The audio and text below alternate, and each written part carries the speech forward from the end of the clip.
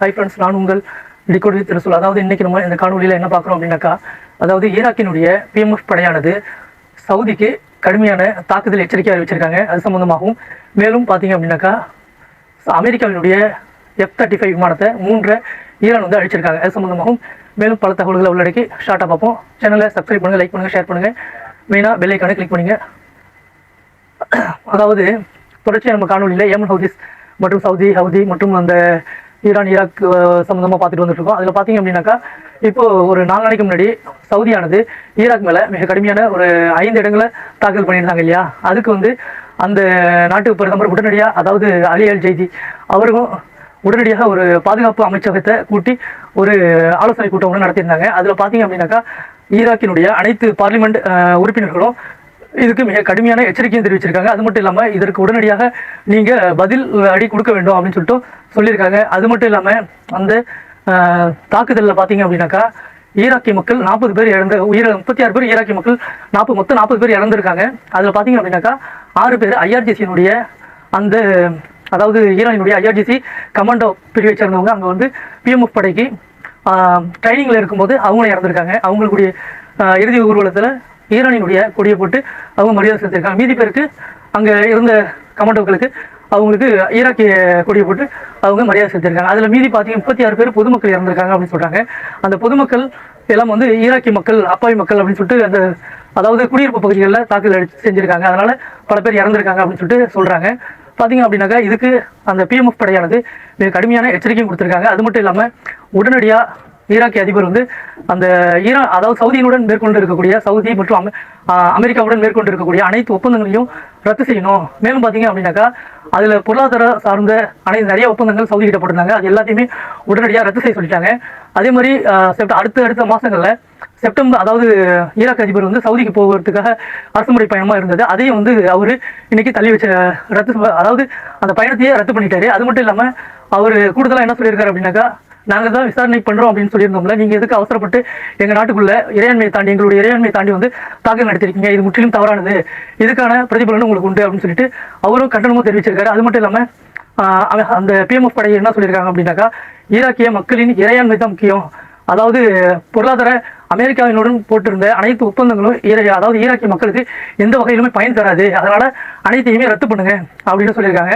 மேலும் செப்டம்பர் 30க்குள்ள நீங்க அவங்க மேல ஒரு நடவடிக்கை எடுக்கல அப்படின்னாக்கா, நாங்க அதுக்கான பதிலடியை நாங்க கொடுக்க நேரிடும். அதுக்காக வேண்டி நீங்க அதுக்குள்ள என்ன பண்ணுமோ முறையா, அரசு முறையா நீங்க என்ன செய்யணுமோ அதுக்கான பதிலடிகளை நீங்க கொடுங்க அப்படின்னு சொல்லிட்டு சொல்லியிருக்காங்க. அப்படி செய்யாத பட்சத்துல ஈராக்கினுடைய அரசாங்க ராணுவம் இருக்குல்ல, அதை வந்து முழுவதுமா எங்கள்கிட்ட ஒப்படைச்சிருங்க, ஒட்டுமொத்த நாட்டையும் எங்கள்கிட்ட ஒப்படைச்சிட்டு நீங்க வெளியாகுங்க, அவங்களுக்கான அமெரிக்கா மற்றும் சவுதிக்கான பதிலடிகளையும், அது அவங்களுக்கான பதில் எப்படி செய்யணும் அப்படிங்கிறதையும் நாங்கள் பார்த்துக்கிறோம் அப்படின்னு இன்னைக்கு அறிவிப்பு கொடுத்துருக்காங்க. ஏற்கனவே ஈராக் அதிபர் அதாவது அமெரிக்காவுக்கு போயிட்டு வந்தப்ப அமெரிக்கா என்ன சொல்லியிருந்தாங்கன்னா, செப்டம்பர் 30க்குள்ள இதை பிஎம்எஃப் படையை வந்து களையணும் எல்லாத்தையும் அப்படின்னு சொல்லிட்டு சொல்லியிருந்தாங்க.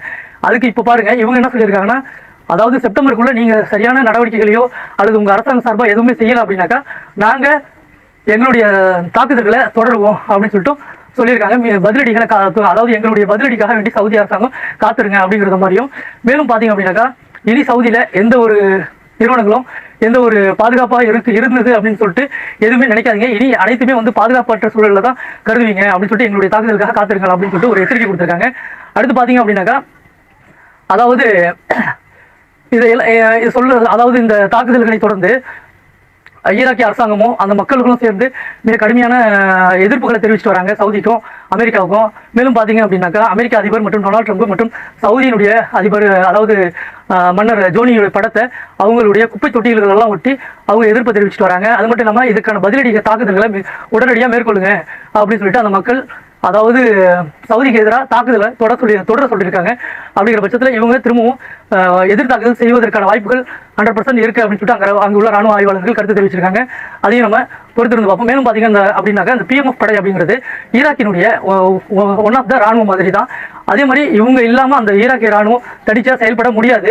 அப்படி இருக்கும்போது இவங்க நேரடியாக பார்த்தீங்கன்னா ஈரானினுடைய உச்ச தலைவரினுடைய மேற்பார்வையில் தான் இயங்குகிறாங்க. அப்படி பார்த்தா ஈரானுக்கு ஏதாவது ஒரு பிரச்சனைனா உடனடியாக இவங்க போய் அவங்களுக்கு நிற்பாங்க. அதே மாதிரி ஈராக்குக்கு ஏதாவது ஒரு பிரச்சனைனாலும் இவங்க அந்த ராணுவத்தோட இணைந்து, ராணுவம் வந்து இவங்களோட இணைந்து தான் செயல்படுவாங்க அப்படிங்கிற பட்சத்தில் ஈராக்கிய ராணுவமும் இவங்களும் வேற வேற இல்லை, இவங்களும் ஒன் ஆஃப் த ஈராக்கிய ராணுவம் அப்படிங்கிறது தான் உறுதி செய்யப்படுது. ஈராக் ராணுவத்தையும் அரசையும் தனித்தனியாக பிரித்து பார்க்க முடியாது. அப்படிங்கிற பட்சத்தில் இன்னைக்கு ஈராக்கிய அதிபரும் அந்த PMF படையுடன் தான் துணை நிற்கிறார் அப்படிங்கிறது தான் உறுதி செய்யப்படுகிறது.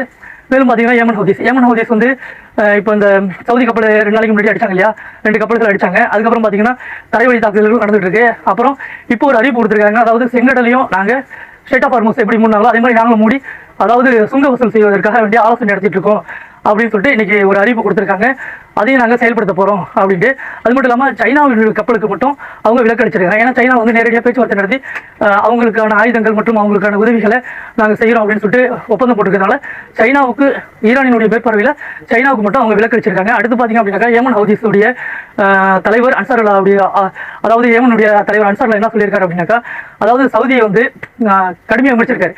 நீங்கள் எல்லாமே வந்து அந்த கறவை மாடுகள் மாதிரி தான், அதாவது அந்த கறவை மாடு கறவை சீசனில் மட்டும் அதை நம்ம பக்குவமாக பார்த்துப்பாங்க, அது மாதிரி தான் உங்களை வந்து அமெரிக்கா வந்து எண்ணெய் வளங்கள் இருக்கிற வகையில் தான் உங்களை பார்த்துப்பாங்க. அடுத்து பார்த்தீங்க கறவை சீசன் முடிஞ்சிருச்சு அப்படின்னாக்கா அது கசாப்பு கடைக்கு போயிடும். அப்படிங்கிற பட்சத்தில் இந்த எண்ணெய் வளங்கள்லாம் உங்கள்கிட்ட அழிக்கப்பட்டுச்சுன்னா முடிஞ்சிருச்சு அப்படின்னாக்கா உங்களை தூக்கி எறிஞ்சிட்டு போயிட்டே இருப்பாங்க அப்படின்ற மாதிரி சொல்லியிருக்காரு. ஊடக செய்தியாளர் அன்சாருல்லாவினுடைய அதாவது ஏமன் ஹவுதிஸினுடைய ஊடக செய்தியாளர் என்ன சொல்லியிருக்காரு அப்படின்னாக்கா, அதாவது அவர் என்ன சொல்லியிருக்காருன்னா, உங்கள் நாட்டில் இருக்கக்கூடிய அதாவது ஒட்டகம், ஆடு, மாடுகள் மற்றும் அதாவது கழுதைகள் கூட இனி பாதுகாப்பானதாக இருக்காது அப்படிங்கிற மாதிரி ஒரு கடுமையான எச்சரிக்கை கொடுத்துருக்காங்க. வரும் காலங்களில் எங்களுடைய தாக்குதல்கள் மிக கடுமையாக இருக்கும் சவுதிக்கு அப்படின்னு அவங்களும் ஒரு அறைக்குள் எடுத்திருக்காங்க. அடுத்து என்ன நடக்குதுங்கிறத நம்ம பார்ப்போம். அடுத்து பார்த்தீங்க அப்படின்னாக்கா எகிப்தில் வந்து டயாமிட்டா அப்படிங்கிற துறைமுகத்தில் நேற்று மிக பெரிய ஒரு மிதக்கும் LNG கப்பல் அப்படின்னு சொல்லக்கூடிய அளவுக்கு அமெரிக்காவினுடைய ஒரு மிகப்பெரிய LNG கப்பல் வந்து ஈரானினுடைய ட்ரோன் தாக்குதலால் பாதிப்பிற்குள்ளாக இருக்குது அப்படின்னு சொல்கிறாங்க. ஆனால் எகிப்து அரசாங்கம் என்ன சொல்லியிருக்காங்க, 2 கப்பல்கள் உறைவுனால இது மாதிரி பிரச்சனை விபத்தாயிடுச்சு அப்படின்னு சொன்னாங்க. இது வந்து செக்யூரிட்டி த்ரெட் ஆகும் அப்படின்னு சொல்லிட்டதுனால அவங்க அப்படி சொல்லியிருக்காங்க. ஆனால் இன்னைக்கு அவங்களே என்ன சொல்லியிருக்காங்க, இதை வந்து இஸ்ரேல் செஞ்சுட்டு ஈரான் மேலே பழி போடுறதுக்காக வேண்டி இந்த மாதிரியான ஒரு போஸ்ட் பேக் திட்டத்தை அவங்க செயல்படுத்தியிருக்காங்க அப்படின்னு சொல்லிட்டு இன்னைக்கு யார் சொல்கிறாங்கன்னா எகிப்தியோடைய அரசாங்கமே சொல்லியிருக்காங்க. அப்போ இது என்ன நடந்திருக்குங்கிறத நம்ம பொறுத்திருந்து தான் பார்க்கணும். ஆனால் ஈரான் தான் அடிச்சிருக்காங்க அப்படின்னு சொல்லிட்டு கிளைம் பண்ணுறாங்க. யார் இதில் உண்மையை சொல்கிறாங்கிறத நம்ம பொறுமையாக இருந்து பார்ப்போம். அடுத்து பார்த்தீங்க அப்படின்னாக்கா, அதாவது ஜோர்டானுடைய அஷ்ராக்கினுடைய ராணுவதளம், அமெரிக்காவினுடைய ராணுவதளம் தொடர்ந்து அதை வந்து குறி வச்சு அடிச்சுட்டு இருக்காங்க. அதை எப்படின்னு பார்த்தீங்கன்னா கடுமையான தாக்குதல். அங்கே வந்து ஒரு 3 அந்த விமானம் நிறுத்தி வைக்கப்பட்ட கொட்டகையில் 3 F-35 விமானங்கள் நின்னதாகவும் அதை முழுதாக ஈரான் அழித்ததாக இன்னைக்கு கிளைம் பண்ணுறாங்க. அதை சென்காம் வந்து மறுத்திருக்காங்க. ஏன்னா அவங்க உடனே வந்து அதை வந்து உறுதிப்படுத்த மாட்டாங்க. எப்படியும் ஒரு 2 நாள் 3 நாள் கழிச்சு தான் அதை வந்து பொறுமையாக தான் சொல்லுவாங்க.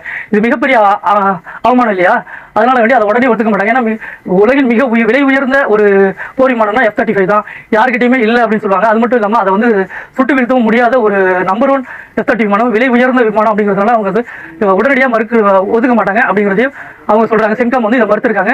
ஆனால் உறுதியாக அந்த சேட்டலைட் விமானங்கள், அந்த சேட்டலைட் இமேஜஸ்லாம் பார்க்கும்போது அங்கே கடுமையான தாக்குதல் நடந்திருக்கு, அதை வந்து பாதிப்புகள் உள்ளாயிருக்கு.